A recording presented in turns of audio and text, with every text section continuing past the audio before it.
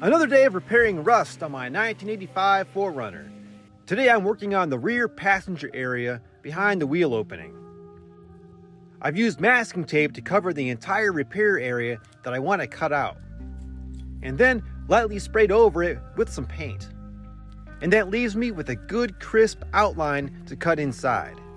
And this tape will be my template to stick on my new sheet metal and trace an outline for the repair patch.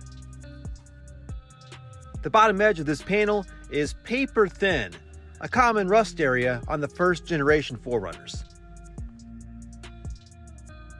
I'm using a 4-inch cutoff wheel to cut out the bad metal inside the masked area.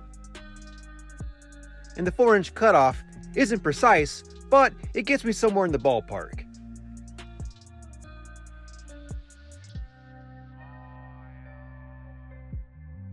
For this little section on the end here, I'm using a tiny cutoff on the dremel.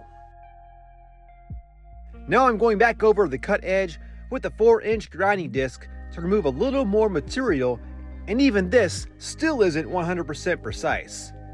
So I went back with the file to get the edges absolutely perfect. After tracing the outline of the masking tape template onto some new sheet metal, I cut out the shape using aviation snips. Definitely not the fastest method, but for sure the most precise method that I have here in my garage. It curled up while cutting, so I'm hammering it flat again. Now I need to add a radius on the outside edge to match the contour of the body. And here's how I do that with my basic tools, a bench vise and body hammer.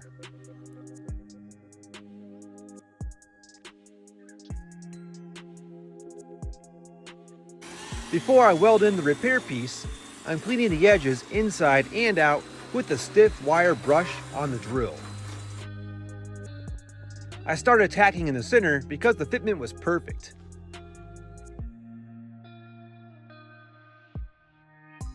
And as I got closer to the ends, the repair panel did need a little convincing to fit just right.